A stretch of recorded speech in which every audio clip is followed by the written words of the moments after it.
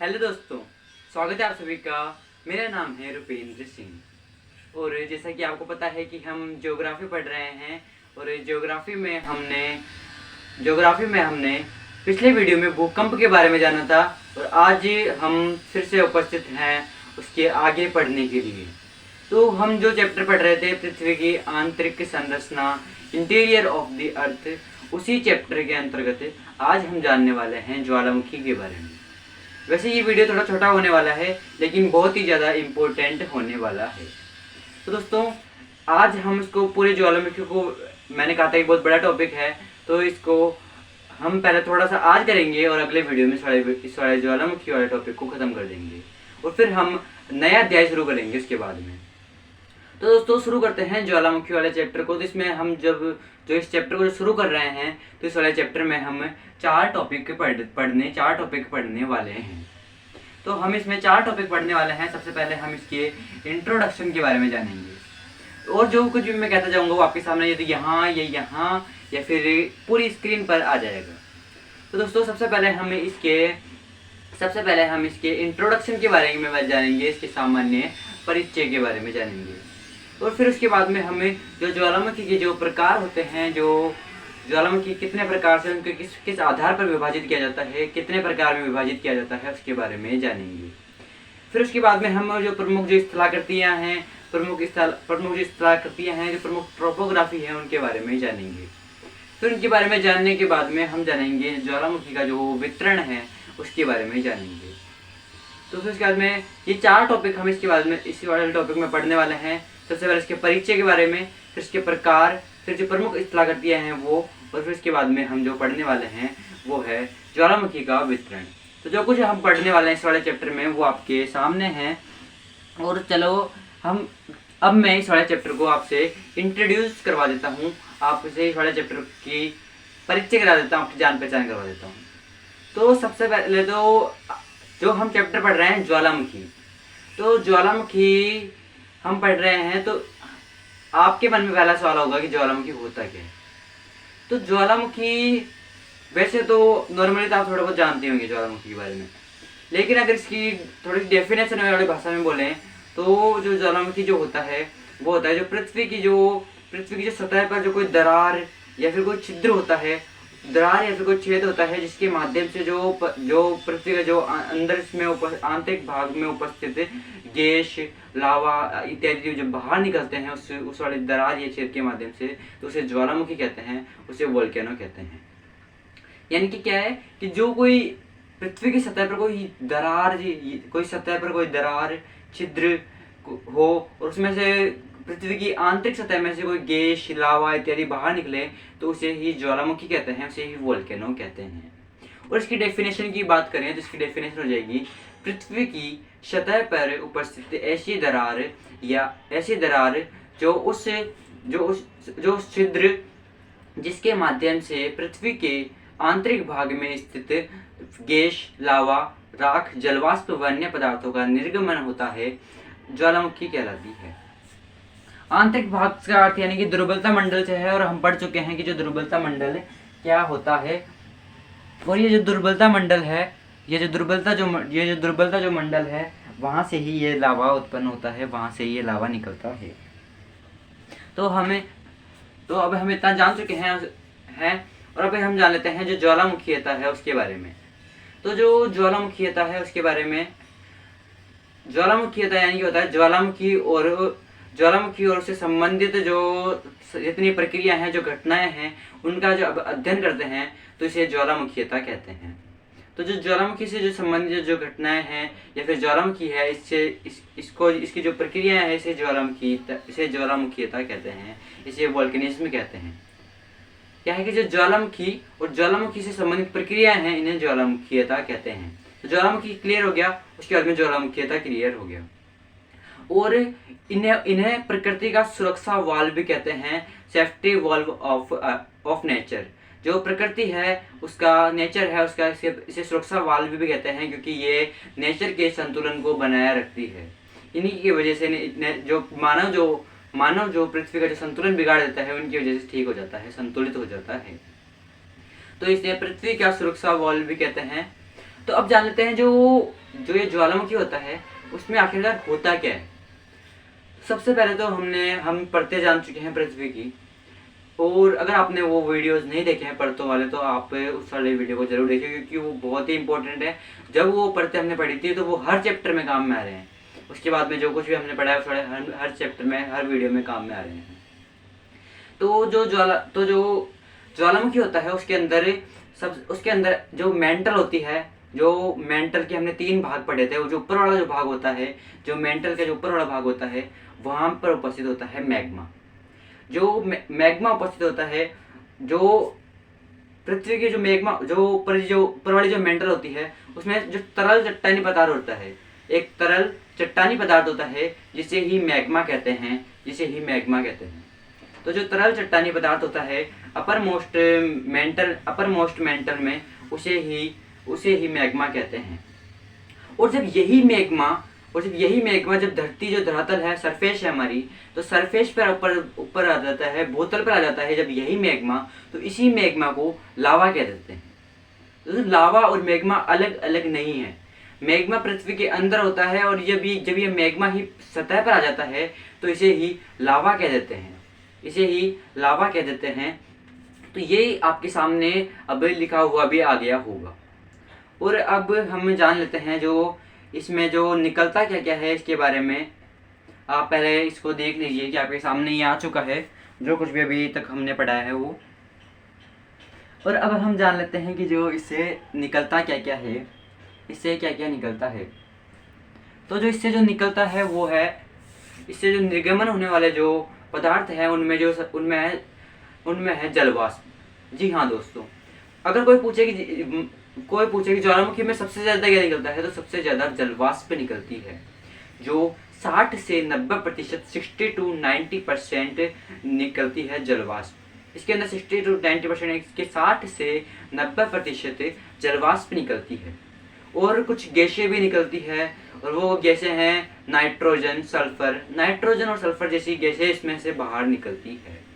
और भी कुछ गैसें हैं जो कि बहुत ही कम मात्रा में निकलती है। कुछ मात्रा में और भी गैसें निकलती हैं, और वो है क्लोरीन, हाइड्रोजन और आर्गन। तो और भी ये गैसें निकलती है इसमें से क्वेश्चन पूछा जा सकता है कि कौन कौन सी गैसें निकलती है, उसमें ऑप्शन दिए हुए हो सकते हैं। और इसमें से क्या निकलता है, तो इसमें से लावा और राख निकलती है। बहुत सारा लावा, जो मैग्मा होता है जो पृथ्वी के अंदर बाहर निकल जाता है उसे लावा कह देते हैं। और राख निकलती है। और निकलती है पायरोक्लास्टिक डिब्रीज, जिसे हिंदी में कहें तो जलखंडाग्नि। हिंदी में जलखंडाग्नि, और ये इंग्लिश में थोड़ा सही लग रहा है, पायरोक्लास्टिक डिब्रीज। ये आपके सामने लिखा हुआ भी आ जाएगा अभी थोड़ी देर बाद में। तो ये पायरोक्लास्टिक डिब्रीज भी निकलती है।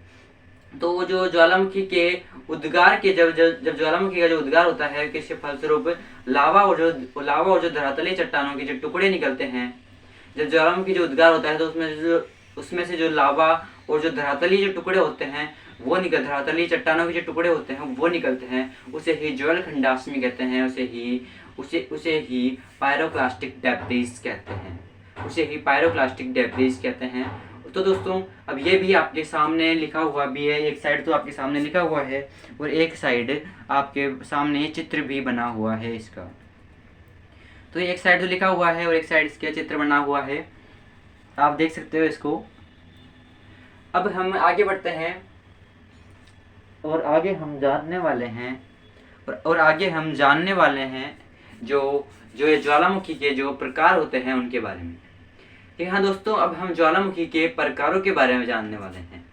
और जो ज्वालामुखी के जो प्रकार होते हैं उन्हें 2 आधार हैं, इसके 2 बेस हैं, उनके अनुसार इन्हें विभाजित किया जाता है। जो पहला जो आधार है वो है इसकी फ्रीक्वेंसी के आधार पर, और जो दूसरा जो आधार है वो है इसके नेचर के आधार पर, इसकी प्रकृति के आधार पर, इसके उद्गार के आधार पर। तो सबसे पहले वो देख लेते हैं जो इसकी फ्रीक्वेंसी के आधार पर है, जो इसकी आवृत्ति के आधार पर है, वो है विस्फोट की आवृत्ति के आधार पर है इसका जो इस विस्फोट की आवृत्ति के आधार पर है इसके ज्वालामुखी का प्रकारों को विस्फोट की आवृत्ति के आधार पर जान लेते हैं। तो जो विस्फोट की आवृत्ति के आधार पर जो ज्वालामुखी होते हैं वो 3 प्रकार से होते हैं। पहला है सक्रिय ज्वालामुखी, फिर है प्रसुप्त ज्वालामुखी और फिर है शांत ज्वालामुखी। जो सक्रिय ज्वालामुखी है उसे एक्टिव वोल्केनो कहते हैं इंग्लिश में, जो प्रसुप्त है उसे डोरमेंट वोल्केनो कहते हैं और जो शांत है उसे एक्सटिंक्ट वोल्केनो कहते हैं। तो ये 3 प्रकार के ज्वालामुखी होते हैं विस्फोट के आधार पर, जो फ्रीक्वेंसी है उसके आधार पर। और अब हम इन्हें डिटेल से पढ़ेंगे, लेकिन उससे पहले जो ये इनके नाम जान लेते हैं। जो ये उद्गार के जो नेचर के आधार पर जो इनका वर्गीकरण करते हैं ज्वालामुखी का, इनके अभी तो केवल नाम जान लेते हैं, बाद में इनका विस्तार से अध्ययन करेंगे। तो जो उद्गार के आधार पर ये 5 प्रकार के होते हैं।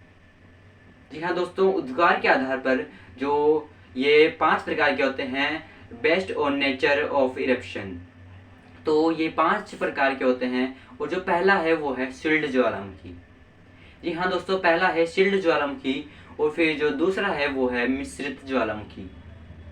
पहला शिल्ड ज्वालामुखी, दूसरा है मिश्रित ज्वालामुखी, तीसरा है ज्वालामुखी कुंड, जिसे इंग्लिश में काल्डेरा कहते हैं। और काल्डेरा के बारे में हम आगे विस्तार से पढ़ेंगे, क्योंकि ये बहुत अच्छा टॉपिक है।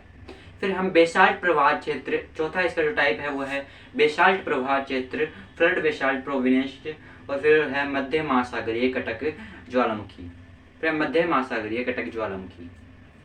तो ये इसके 2 आधार पर है। और अभी हम जान लेते हैं कि जो विस्फोट की आवृत्ति के आधार पर ज्वालामुखी हो, तो ये भी आपके सामने दिख रहे होंगे। तो अब हम इसे अब जान लेते हैं। विस्फोट की आवृत्ति के आधार पर ज्वालामुखी वो है सक्रिय, प्रसुप्त और शांत। तो पहला है सक्रिय ज्वालामुखी। दोस्तों, सक्रिय ज्वालामुखी क्या होता है कि वे ज्वालामुखी जो कि हमेशा उनमें से लावा निकलता रहता है, हर टाइम उनमें से लावा निकलता रहता है, वो सक्रिय ज्वालामुखी है। जैसे कि इनके नाम से स्पष्ट है। जो शांत ज्वालामुखी है उनमें बहुत पहले लावा निकलता था, अभी लावा निकलने की कोई संभावना ही नहीं बची है इनमें। वो शांत ज्वालामुखी है, वो एक्सटिंक्ट ज्वालामुखी है। और जो प्रसुप्त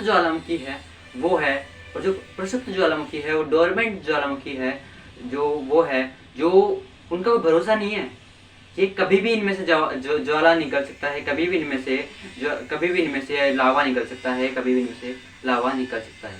ये ऐसे हर टाइम नहीं निकलते रहते। वैसे तो ये शांत रहते हैं, लेकिन इनमें से कोई भरोसा नहीं है इनका, कभी भी इनमें से लावा निकल सकता है। तो ये हो गया प्रसुप्त ज्वालामुखी। और दोस्तों, अब इसे आपके सामने अब आपको थोड़ी सी जो डेफिनेशन है उसके अनुसार बताऊं, तो अभी मैं बोलता जाऊंगा और आपके सामने लिखा हुआ भी आता जाएगा। तो जब मैं बोलता जाऊंगा और आपके सामने लिखा हुआ भी आता जाएगा, जो सक्रिय ज्वालामुखी, प्रसुप्त ज्वालामुखी और जो शांत जो ज्वालामुखी है उसके बारे में। तो अब हम आगे बढ़ते हैं। और जो पहला जो वो है सक्रिय ज्वालामुखी। इनके बारे में मैं थोड़ा बहुत तो बता ही चुका हूँ, और अब हम जान लेते हैं इनके बारे में थोड़ा बहुत विस्तार से। तो जो सक्रिय जो ज्वालामुखी है वो है कि मैं बता चुका हूँ कि जिनके जो मुंह होता है, जिनका जो मुख होता है, वहाँ से सदैव गैस लावा निकलता ही रहता है, और हमेशा निकलता रहता है।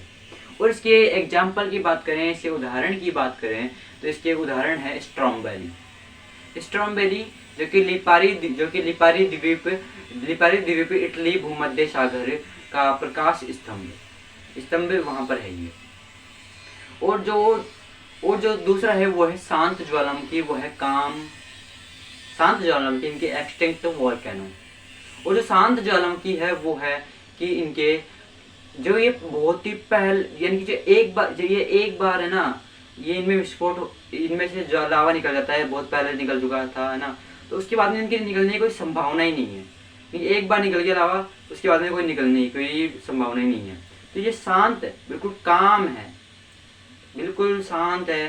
तो इसका जो एग्जाम्पल है वो है दक्षिण अमेरिका का एक ज्वालामुखी है, वो है चिम्बराजो ज्वालामुखी है दक्षिण अमेरिका का, साउथ अमेरिका का, वो इसी का एग्जाम्पल है शांत ज्वालामुखी का। और फिर है प्रसुप्त ज्वालामुखी यानी कि डोरमेंट वोल्केनो।